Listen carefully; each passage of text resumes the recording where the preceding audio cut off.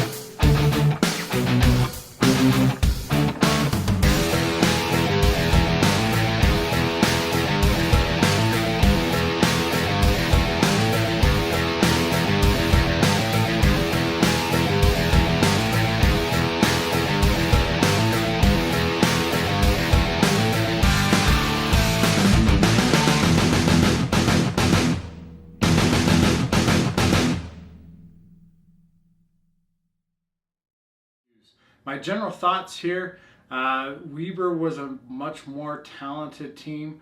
Felt like they also had a little bit more game experience based on how they played. I feel like they've actually stretched themselves, played some games that are more tasking. And I think they've gotten better because of that, especially if you compare some of their play earlier in the season to where they're at now. So that's my general thoughts. I just felt Weber was overall the better football team, and they acted like it Thursday night. Individual team breakdowns. Let's start out with Weber. Things I loved about Weber. I loved how their defense played. They were physical, especially Brent Opkykens. He's a great talent. I look forward to him making an impact on not only their region play, but also in the playoffs. He's a great young man, talented. He made some big plays Thursday night.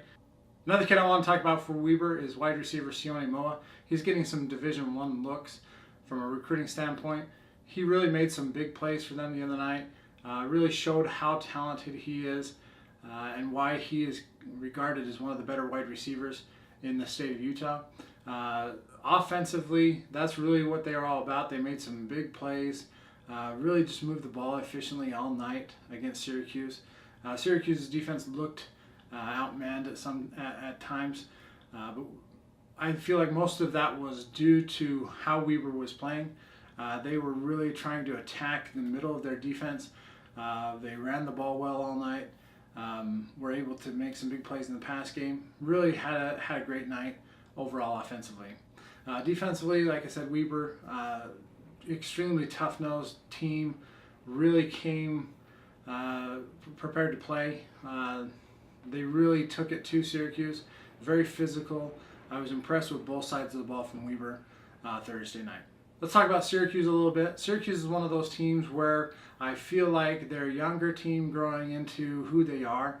Now, offensively, they had a rough night. Weren't able to run the ball at all. Had a difficult time completing passes. Part of that is that Weber's defense is pretty good, but part of that also has to be put on Syracuse. I don't know if they had a great game plan. It seemed like they were trying to throw to the outside edge a lot, trying to throw the ball down the field. It kind of makes me wonder if maybe they should have tried to throw the ball in the middle of the field. I feel like it's a trend right now in college and high school football to not throw the ball in the middle of the field for some reason. I don't know if that's because they're worried about linebackers getting picks or whatnot. But really, those teams that have the most success offensively are those teams that are able to throw the ball in the middle of the field and attack the middle of the field. Make those safeties uncomfortable. Make them stay inside those hashes. Put pressure on their secondary. Those are the teams that have the most success, are the teams that do that. Syracuse struggled with that Thursday night. They really had a hard time completing balls. They didn't put pressure on the secondary of Weber, and they just had a difficult time all night. Defensively, Syracuse looked like they were outmanned most of the night. Really had a hard time making tackles, getting pressure on the quarterback. They didn't make plays on defense. And when you're a team that may not be as good offensively, you have to make plays on defense, whether that's coming up with turnovers, possibly even getting some points off your defense. I felt like Syracuse was outmanned on both sides of the ball the other night, and it was pretty prevalent. All right, what to look for video-wise. I've got those two games this upcoming week that I'll get recap videos for. As some of you may know in my previous videos, I have a passion for some of the rules of the game of football that I really want to talk about. And so look for those videos in the future. But I appreciate the watch and look for more videos in the future. Bye.